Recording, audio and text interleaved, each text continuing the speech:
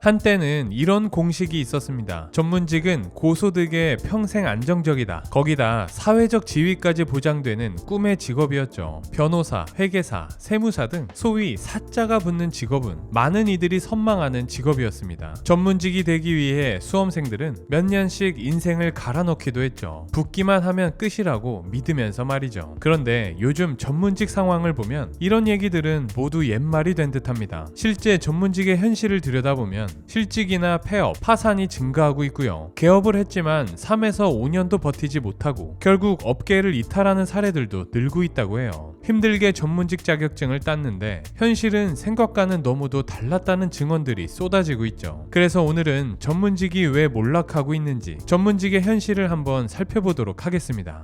주식, 암호화폐, ETF까지 원픽 리포트.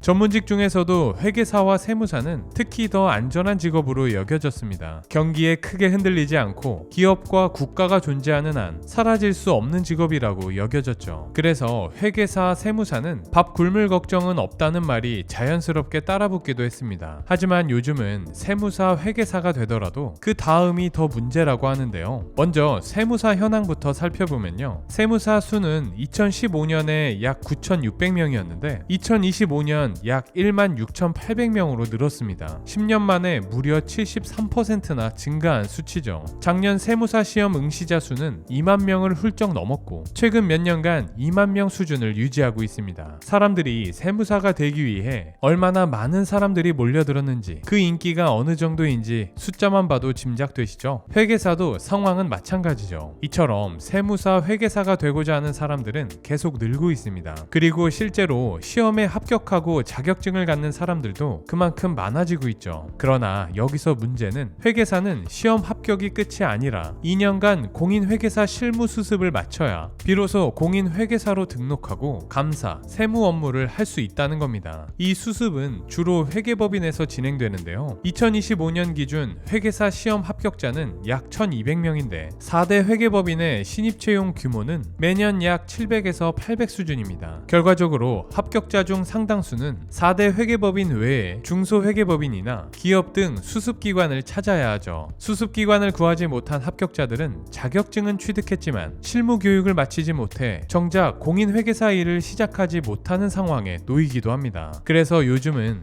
회계사 시험에 붙었냐보다 시험 합격 후 수습 자리를 구했는지가 더 중요한 과제가 되고 있죠. 또한 어떻게든 수습을 마쳤다고 해도 경력이 쌓이기 전까지 구직이 쉽지 않은 경우도 많습니다. 그럼 개업하면 되는 거 아닌가? 라는 생각이 드실 텐데요. 그런데 문제는 개업 이후가 더 험하다는 점입니다. 왜냐하면 회계사, 세무사를 필요로 하는 시장 자체가 위축되고 있기 때문이죠. 2024년 기준 국세청 통계에 따르면 개인, 법인 사업자 폐업 신고 건수는 100만 건을 돌파했습니다. 폐업 신고자 수는 2년 연속 증가 추세에 있죠. 이처럼 자영업자와 중소기업이 문을 닫으면 세무 회계 업무를 맡길 고객 자체가 사라지고 고객 이탈과 매출 감소를 동시에 겪게 됩니다. 즉 현재 회계, 세무 전문가들은 취업도 쉽지 않고 개업해서 독립하는 것도 녹록치 않은 구조에 놓여 있는 것이죠. 업계의 정확한 생존율 통계는 공식적으로 공개되어 있지 않지만 시장 상황을 가늠할 수 있는 지표들은 이미 충분히 나와 있습니다. 2025년 11월 기준 세무사의 약 4.4%가 휴업 상태입니다. 그러니까 고생해서 자격증만 따면 인생이 안정된다는 말은 이제 현실과 맞지 않는 거죠. 그렇다면 변호사는 어떨까요? 과거 이과는 의사, 문과는 변호사라며 공부 잘하면 최종 목적지로 여겨졌던 문과 최고의 직업이 바로 변호사였습니다. 시험은 어렵지만 한번 그 문턱을 넘으면 인생이 바뀐다고 생각했죠. 과거 사법고시 시절엔 개천에서 용나는 게 가능한 통로가 바로 사법고시 패스와 변시 합격이기도 했습니다. 하지만 지금 변호사 시장을 보면 예전과는 판도가 달라졌습니다. 로스쿨 제도 도입 이후 변호사 수는 폭증했는데요. 2013년 등록 변호사 수는 약 1만 6천 명이었는데 2023년 기준으로 약 3만 4천 명이 넘습니다. 거의 2배 넘게 증가한 수치죠. 2009년 로스쿨 제도 도입 이후 매년 약 1,700명 안팎의 신규 변호사가 꾸준히 배출됐고 변호사는 더 이상 희소한 직업이 아니게 됐습니다. 그래도 변호사는 돈을 잘 벌지 않냐 라고 생각하실 수도 있는데요. 숫자를 보면 이야기가 달라집니다. 국세청 자료를 보면 개인 변호사 변호사 평균 연소득은 약 7천만원, 중위소득은 약 3천만원 수준입니다. 소위 말해 잘 나가는 대형 로펌 변호사들은 엄청난 연봉과 복지를 누리지만 사건 수임을 못해 생계를 걱정해야 하는 개업 변호사들도 있는 상황이죠. 실제로 언론 보도를 보면 생계를 걱정해야 하는 개업 변호사 사례가 잇따르고 있습니다. 한마디로 변호사 업계는 이제 무조건 안정적인 직업이 아니라 극단적으로 소득 불균형이 심하고 양극화된 직업이란 얘기죠. 그러다 보니 전문직은 안정된 직업이라는 공식은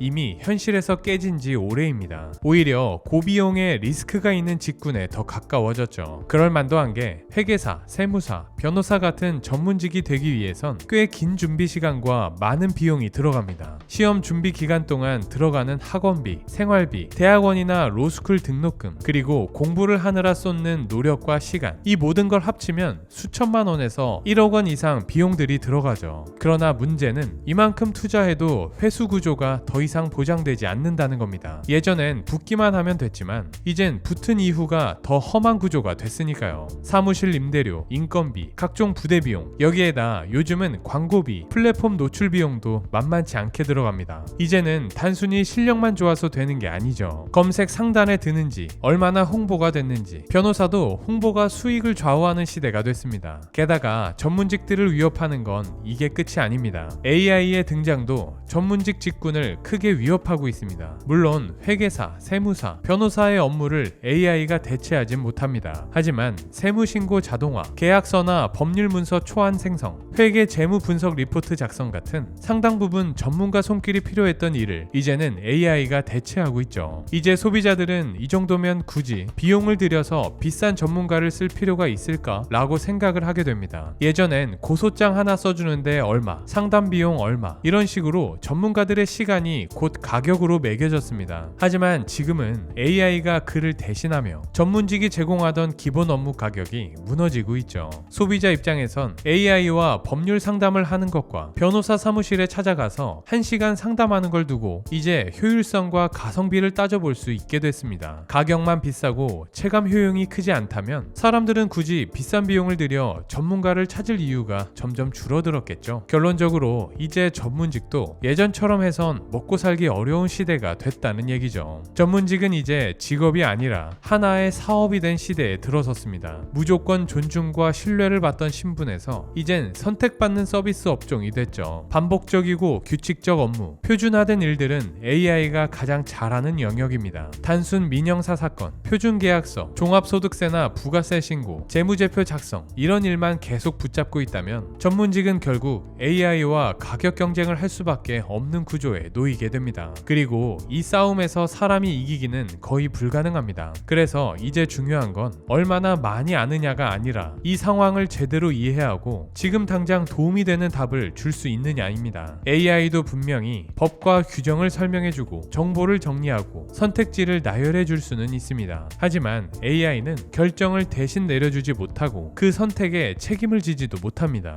그래서 고객이 실제로 돈을 지불하는 순간은 그래서 저는 무엇을 선택해야 하나요? 이 갈림길에서 답을 내려줄 때죠. 이 순간에 전문직의 가치는 살아납니다. 그리고 또 하나, 이젠 개인 브랜드와 설명 능력도 그 어느 때보다 중요한 시대가 됐습니다. 지식을 혼자만 쥐고 있는 전문가가 아닌 복잡한 내용을 쉽게 풀어 설명하는 전문가가 선택받습니다. 왜냐하면 요즘 고객은 많이 아는 사람보다 나를 이해시켜주는 사람을 원하기 때문이죠. 그래서 유튜브, 블로그, 강의 같은 콘텐츠는 이제 단순한 광고 수단이 아닙니다. 신뢰를 미리 쌓아두는 과정에 가깝죠. 이 문제를 어떻게 바라보는지, 내 상황을 얼마나 정확히 이해하는지, 위기 순간에 어떤 선택을 권하는지, 이걸 미리 보여줄 수 있는 전문가가 결국 마지막에 선택됩니다. 반대로 말하면 아무리 실력이 있어도 설명하지 않으면 가치를 인정받기 힘들다는 거죠. 전문직의 몰락은 개인의 실패 때문이 아닙니다. 시장이 바뀌었고 기술이 바뀌었고 소비자가 전문가를 바라보는 기준도 바뀌었죠. 그런데도 과거의 공식을 그대로 붙잡고 있다면 그때는 정말로 도태될 수밖에 없습니다. 하지만 반대로 보면요, 다만 조건이 달라졌을 뿐 변화에 적응하는 전문직에게 새로운 기회가 있다는 얘기이기도 합니다. 전문직도 이제 예외 없이 생존 경쟁에 놓인 직군이 되었고 변화 없이는 존속 자체가 어려워졌습니다. 지금 이 영상을 보고 있는 분들 중에도 전문직을 준비 중인 분, 이미 그 길을 걷고 있는 분들이 계실 텐데요.